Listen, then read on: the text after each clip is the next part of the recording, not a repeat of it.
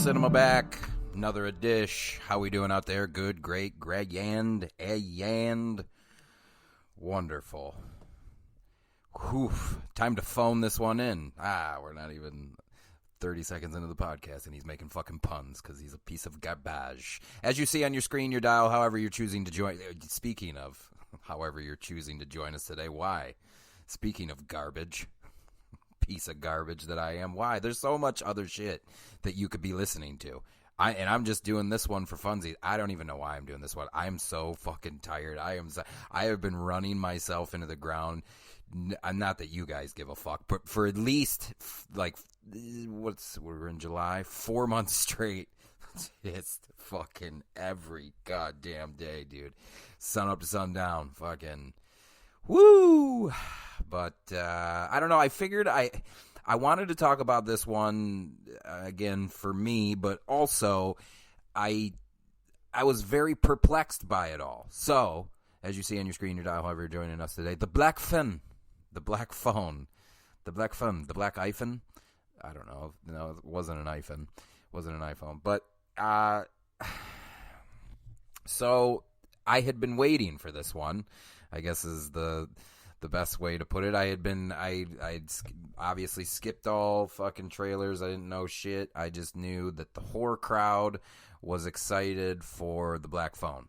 So I, of course, like the fucking follower that I am, I got excited through other people's excitement. And I was like, all right, so the black phone, it's got Ethan Hawke in it. Sounds good. I'll see it.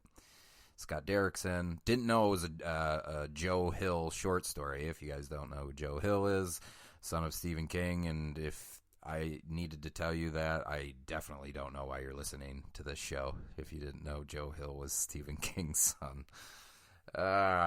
Anyway, so I was pretty excited to go into this Scott Derrickson, Joe Hill piece. I was excited. I took my exam, met my friend right after the exam, saw a nice little matinee. It was cute. We shared a Sprite with 2 straws in it. We had ourselves a little date, a little fun. He loved it. He absolutely loved it. Maybe absolutely loved it. It's a little overkill. I don't know. Maybe he'll fucking talk shit to me later and be like, I liked it. I didn't fucking love it, dude. All right, man, calm down. Anyway, he really enjoyed it, and I it's not that I didn't like it. It just needed to choose what it wanted to be. So maybe there'll be a little bit of spoilers in this episode, but nothing too much. I 100% will not give away the ending, so don't turn on. Well, I hope after I told you to go listen to something more informative, you've already turned me off. But if you're still here, don't worry about the spoilers. I'm not going to reveal the ending. Never would, gang, unless there's a guest on. Never fucking would. And even then, I try to tell the guests when they're coming on, hey, I don't like ruining too much. This is a hang. This is a fucking hang, you know. I'll ask you some questions and shit, but we'll talk about the movie without talking about the movie. You feel me? Some people get it, some people don't. Either way, I have fun. Let them do their thing. I don't give a shit. But I would never reveal the ending for you. So, The Black Phone is an American supernatural horror film directed by Scott Derrickson, Dr. Strange. Too bad he bowed out of Multiverse of Madness. I love Sam Raimi, I do. And being from Michigan, you know, the whole hometown fucking fictitious allegiance for no reason whatsoever other than we were in the same state at the same time growing up. But yeah, I like Sam Raimi and everything, but like I thought the first Doctor Strange was very, very strong, and the Multiverse of Madness, it was fine. It felt like a Sam Raimi movie. I was trying to explain it to a couple of the cats that I went with, and I couldn't quite get them to understand. It's like, look, dude, like I love Sam Raimi, but it feels more like a Sam Raimi movie than it does a Marvel movie. Not that there's anything wrong with that, but like I think a lot of you that are listening to this show would agree that if you watch the Marvel movies, you would agree that Doctor Strange is really, really strong, very technically sharp, CG's on point, and there's something sloppy about fucking Multiverse of Madness. Anyway, Scott Derrickson on this one. There was sharp direction in this film, and just so we're clear, whatever comes out in the next 20 minutes or so, I didn't mind the film. I just wanted it to choose which of the two films it wanted to be. Why does it need to, Sean? It doesn't. Sometimes it doesn't. Okay? Just relax. Save your DMs. I'm talking about my personal taste. Art is for me and for you. It's for the individual. How do you feel about it? Yeah? Yeah. Okay? I like the idea of it. Okay? But the way that it's executed, for me, you got to go all in one or the other, because otherwise, for me, you kind of feel like this, you get this disjointed, like we had some really good ideas on paper and we tried to make it work, and to me, I don't know. And here's the thing, if you held a gun to my, so cast and crew, if any of the cast and crew is listening to this, I don't dislike the movie. If you sat me down and were like, okay, well, we did explain this and we gave you a tidbit for this, and there, just for time's sake, we didn't need to go into this, that, or the other thing. Well, for me, maybe make the Black Phone 2.5 hours long. Oh, we could never get the horror crowd to sit that long. Well, that's their fucking problem, because I will, okay? Tell the story the way that it's supposed to be told, right? Or if you really wanted to, make it a fucking HBO 6-episode limited series. Do that. And then you can expand on, as I have already said, supernatural elements as well as the horror elements, because I kind of feel, I don't know. I could have overhyped myself. I could have overhyped it for myself. It happens all the fucking time.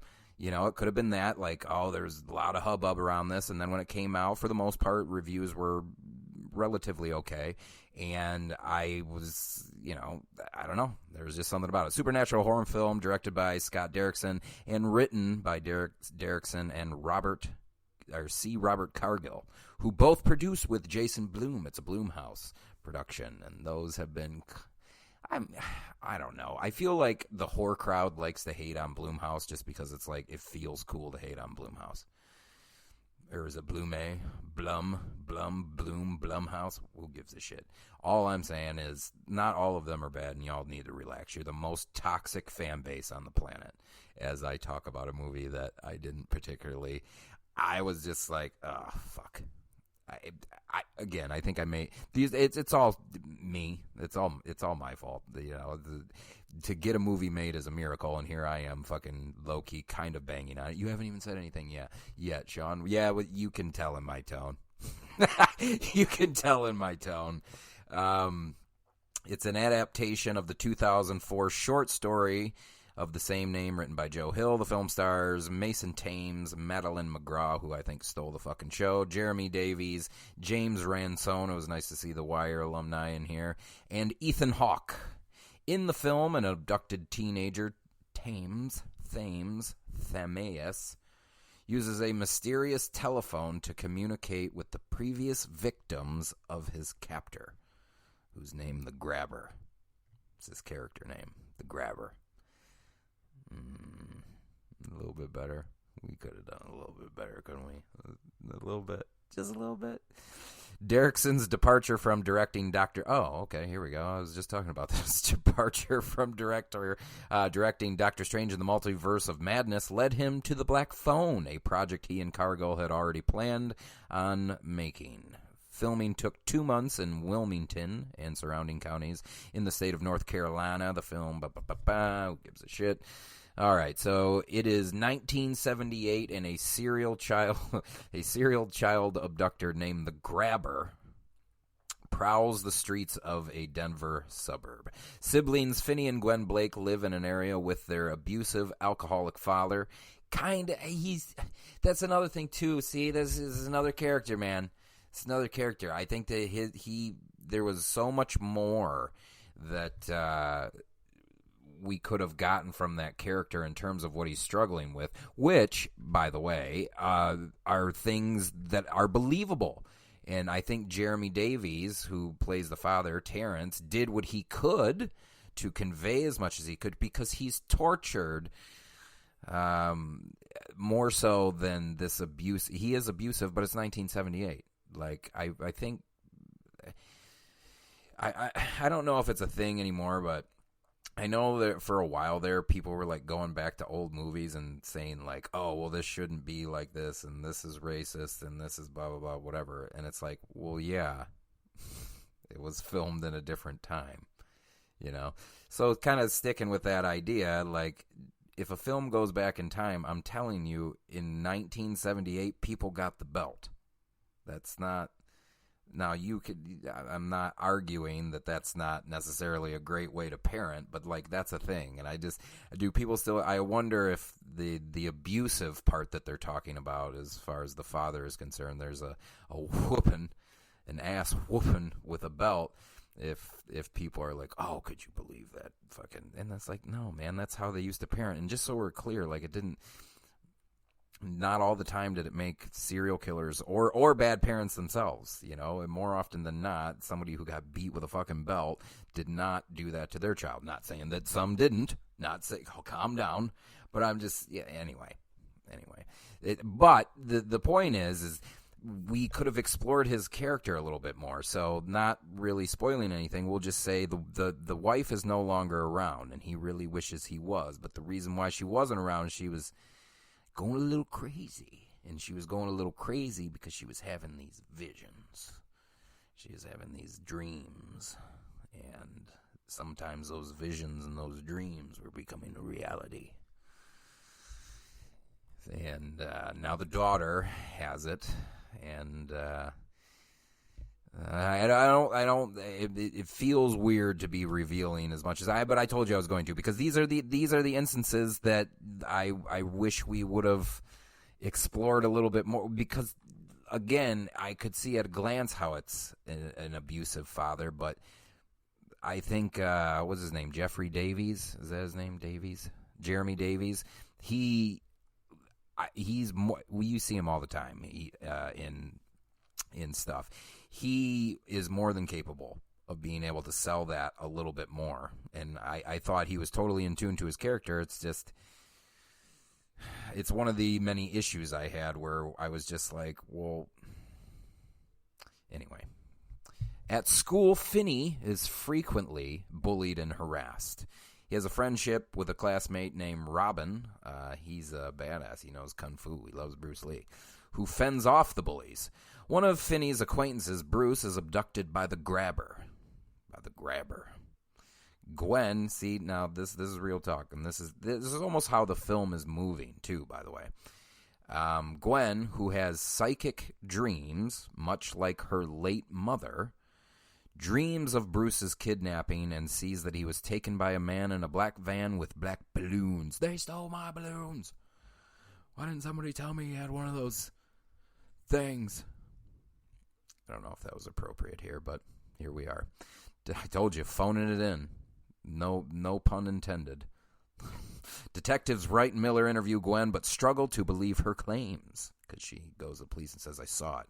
I seen it in my dreams. The Grabber abducts Robin, as well as Finney days later. Yes, so one of our main characters. Jesus Christ, you're revealing all that in the first paragraph? That's crazy. That's fucking crazy, dog. Finney awakes in a soundproofed basement. On the wall is a disconnected black rotary phone that the Grabber says does not work. Later, Finney hears the phone rings and answers it.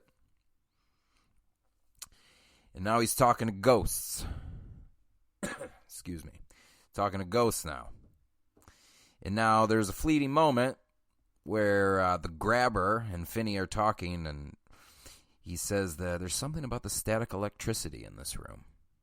And it's like, it's almost like shoehorned in.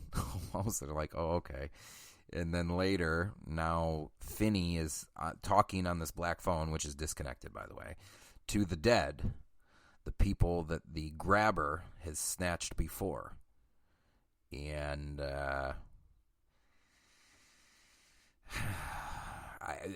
when you get to the end, tell me I'm wrong. Tell me that it had to go. There's just things. I have notes, and I can't fully explore them. without ruining some stuff for you. Well, Sean, you've already ruined. No, I haven't. Because you have no idea how. Well, perhaps it does end a little traditionally, but that's okay. I mean, we're talking about a serial child abductor, right? Is it supposed to end any other way than it does? Now, how we get there, like there's moments that work for me, and then there's moments that don't. And I think towards the end, I would have preferred that so I've already said supernatural horror film, right?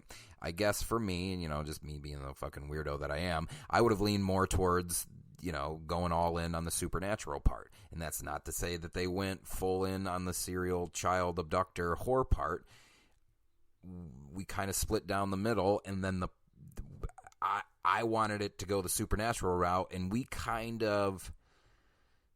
just, in my opinion, IMO, I feel like we almost dropped the ball on the Act 3 portion, the Act 3 supernatural portion. I feel like we kind of dropped the ball, and here's the thing. If you were going to have it end the way that it did, I don't know how else you would have changed, or what else you maybe had in mind, or what you couldn't do, because we're always under a time frame. I say we like I'm a fucking accomplished filmmaker. I'm garbage. I'm not accomplished anything, but they're under a fucking schedule, especially with Ethan Hawke, probably so high in demand. He was like, look, I got 2 months. I was supposed to be off, but for you, Derrickson, I'll fucking do it, or however it fucking came to be. So I never know if, you sit down and talk to some of these people, and they're like, yeah, well, we had all this shot, but fucking the producers or whatever said, no, we got to keep it at an hour and 45 minutes or whatever, because that does happen. It still happens all the time. Mind blowing to me, because I've said it before, I'll say it again. If a movie's 8 hours long, I don't give a fuck as long as it's told well, as long as I'll sit in the theater all fucking day. As long as it's told well, executed well, I could give a fuck, but there's still, I don't know, for time purposes, or the fucking test audience didn't like this or whatever. Like, dude, fuck the test. I mean, come on. Anyway, so it just didn't go in the direction that I can't even say that, because I don't mind traditional endings. So, how it happened, even though there was a couple, I'm gonna be honest. A couple times in Act 3, I was just like, "Well, this is gonna happen. This is gonna happen." And not that it shouldn't, but man, the one scene in particular, I was just like, "We really dropped the ball on the execution on this." And if some of you are wondering that have seen it, what is he talking about? We'll say one of the final sequences in the stairwell. How about that? The audience who hasn't seen it doesn't know what I'm talking about, but if you've seen it, I kind of was just like, well, wait a minute, that fucking, I'm not saying it didn't need to happen. I'm just saying, didn't it look kind of not put together well? Yeah, it did for me. It did for me. Again, this is all selfish shit. This is, I'm fucking armchair hero over here. Piece of shit. The police search for Finney is unsuccessful. The grabber brings Finney food, leaves door at the basement unlocked. Yeah, despondent over his failed. Oh yeah, that was another thing too. Is we kind of drug the film out a little bit, because as Finney's abducted and he almost gets away, and I don't know. I would have thought a different way to fill 15 minutes. It's just my humble. I mean, don't get me wrong. You definitely give the audience oh, he's going to make it. Where are they going to go from here? But if he's just going to get caught again, that means to me that you were a little short on content. Because there's all this build up to him escaping the first time. And if he's just going to be foiled, then I ask you, sir, men and women on this, what was the point? And I only say that because it's 2022. You can't be playing around like that. You got to be sharp. Have you seen how Koreans make film? They tell thrillers better than anyone. I would argue Black Phone's more of a thriller, a supernatural thriller. than it is a supernatural horror film. Yes, there's horror elements, of course, but I don't. It's genres anymore. I just, not that I just assume that they don't exist. That's not what I'm saying. I'm just saying that, like, we've seen enough good hodgepodges of genres before that, like, sometimes you can't even really classify it. So, but a thriller, I would say. But in this particular sequence, I was just kind of like, I thought, okay, we're gonna do something, and I remember thinking this in the theater. We're gonna do something a little different. If I know that I'm gonna be there for an hour and 40 minutes or whatever the runtime was, and 55 hour into it, he's escaping. I'm like, oh, okay, we're gonna go, something else. It's not gonna end with him escaping. Oh, you idiot! That's all. I'm talking to myself. You idiot for thinking that. Just whatever. And here's the thing, it was a short story, so it wasn't like it was a novel written by. I wish I would have read the short story, but I didn't know it was a short story until after the fact, because I don't like spoiling anything for myself. So I do very minimal reading. I'm a headline reader in terms of the critics that I trust. I'm a headline reader, or whoever is getting it hyped. I'm a headline reader in that sense, because I know they're going to probably talk about it in detail, who's in it, blah blah blah blah, and I want no part. I want no fucking part of that. So I didn't find out till after the fact. If I had known it was a short story, or had I been aware prior, then But with no frame of reference, I'm curious if that happens in the short story. Because you can get away with that in a novel. That's fine. Adds a little bit more suspense. That doesn't make much sense. Well, whatever. My brain's weird. Too much Sid Vicious. But fact of the matter is I think we wasted a little bit of time that we could have done something else. And as aforementioned, what? Well, you could have explored the supernatural elements a little bit more. You could have explored Jeffrey Davies' character a little bit more. Speaking of which, let's talk about this. Let me just give you the rundown on the cast real quick. You got Mason Thames plays Finney. Madeleine McGraw plays Gwen. Like I said, I think Madeleine McGraw is the strongest point of this film, and that includes Ethan Hawke.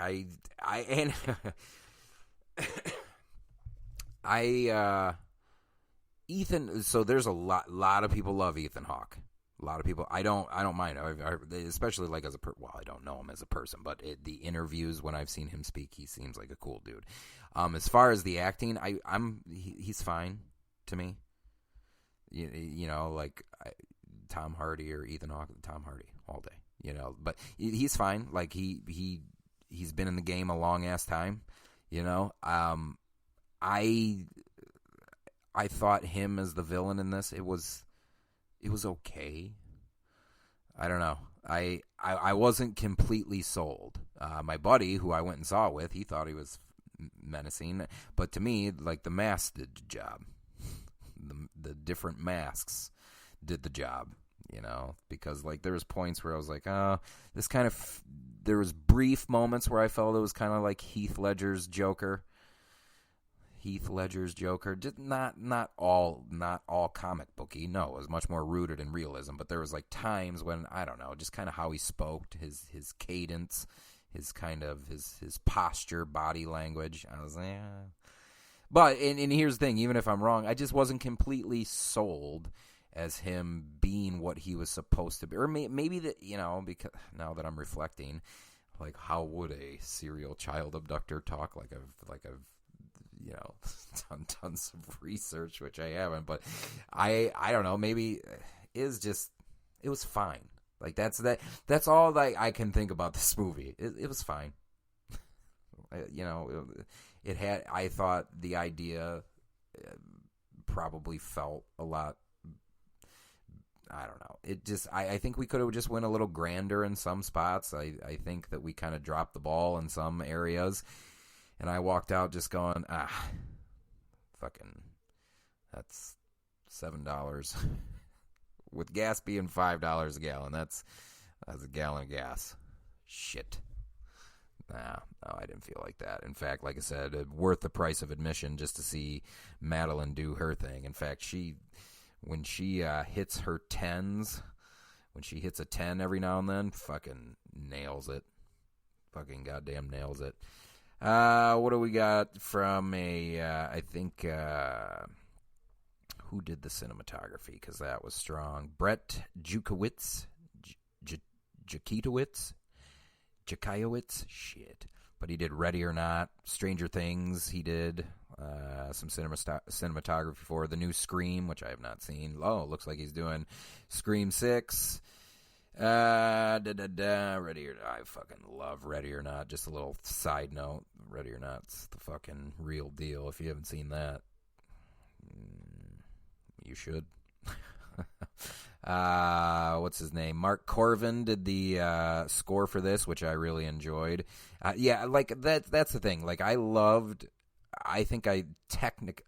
technical aspect of this because, like I said, like it looks like a pretty sharp movie. It's just the plot and the way that the story is structured and presented to us. I was kind of like, hey, what are we doing? Huh? Oh, okay, I'm supposed to care about this. Oh, you gave that one line there, so that's gonna be okay. There's a lot to like in it. I'll tell you this, so you don't think I'm an asshole. There's more to like in this than there is to hate. How about that? I just wanted it to choose one story or the other. You can still have the other elements, but you got to go all in, baby. What else has he composed? The Tear, that AMC series. Still want to watch that. That's been sitting on the queue for 15 years. He's actually composed, 83 things? Jesus H. Christ. Most recently, Billy the Kid and Resident Evil, Welcome to Raccoon City. And like I said, Scott Derrickson wrote and directed it. Short story, Joe Hill. Sometimes you just want a little bit more. Who else we got in this? Jeremy Davies as Terrence the Dad. E. Roger Mitchell as Detective Wright.